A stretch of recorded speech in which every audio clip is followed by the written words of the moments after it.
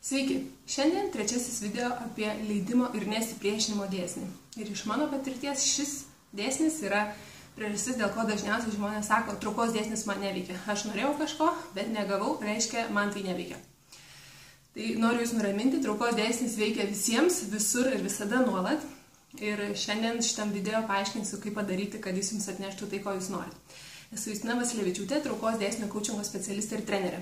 Ir šis video yra trečias iš 8 video serijos apie 8 universalius dėsnius, kurie padės jums pritraukti į savo gyvenimą daugiau to, ko norit ir mažiau to, ko nenorit. Pirmasis video buvo apie traukos dėsnį, toks bazinis įvadinis apie tai, kaip traukos dėsnis veikia ir kaip mes galim pritraukti daugiau, ko norim ir ką mes apskritai traukiam. Antrasis video buvo apie sąmoningo kūrimo dėsnį. Sąmoningo kūrimo dėsnis sako, kad mes visi galim tapti sąmoningais kūrėjais, jeigu nuolat atkreipsim dėmesį į tai, ką traukiam ir galvosim apie tai, ko norim daugiau savo gyvenime. Na, o šiandien leidimo nesipriešinimo dėsnis. Ir jo apibrėžimas skamba taip, kad aš esu toks arba tokia, kokia esu ir kiti yra tokie, kokie yra.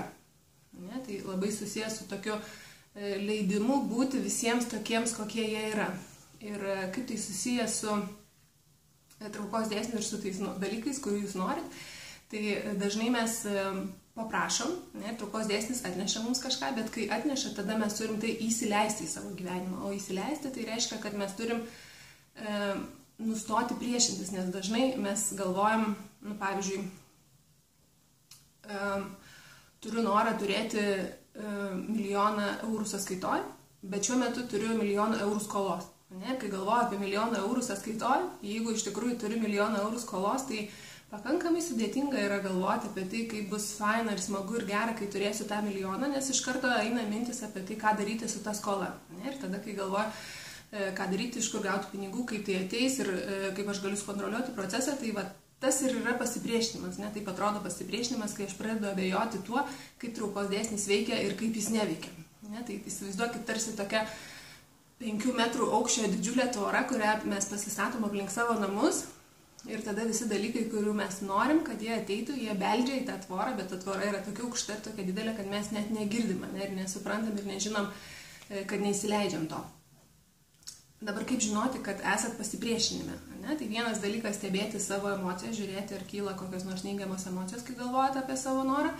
Kitas dalykas yra pastebėti, gal yra kažkokia įtampa kūne, jeigu yra dažniausiai pilvo srity, kur yra mūsų emocinė kempinė, kur sugeriam visas emocijas, pastebėti, galbūt ten yra kažkokia įtampa ar skausmas, ar grinai fizinis įsitempimas, arba pastebėti, kai jaučiam neigiamą emociją kitų žmonių atžvilgiu. Jeigu teisiam kitus, kaltinam kažką, pykstam, pavydim, jaučiam susierzinimą, bejėgiškumą, depresiją, ne visi šitie požymiai rodo, kad esam pasipriešinime ir neleidžiam ateiti visiems nuostabiems dalykams, kurie nori ateiti į mūsų gyvenimą, nes mes jų paprašėm, nes mes jų norim. Tai pirmas dalykas, kaip visada, yra pastebėti. Ir tada, kai pastebi, tada jau gali pradėti galvoti, kaip galiu tai pakeisti, kaip galiu pakeisti savo vibraciją, tai kokią žinutę skleidžiu, kad geresni dalykai galėtų ateiti į mano gyvenimą. Tai taip veikia leidimo nesipriešinimo dėsnis. Tikiuosi, jums jau dėliojasi paveiksliukas, kaip tie visi dėsniai dirba kartu, kad padėtų jums pritraukti tai, ko jūs norit. Kitas video, 4, bus apie pakankamumą ir gausos dėsnį. Visi dėsniai yra svarbus, bet šitas yra vienas iš tų, kuris labiausiai pakeitė tai, kaip aš matau pasaulį, kai susipažinau su juo. Tad laukite žinių, sekite informaciją. Kol kas prisiminkit, kad visata visada jūs palaiko ir jinai nori pildyti visus jūsų norus. Nuostabios dienos.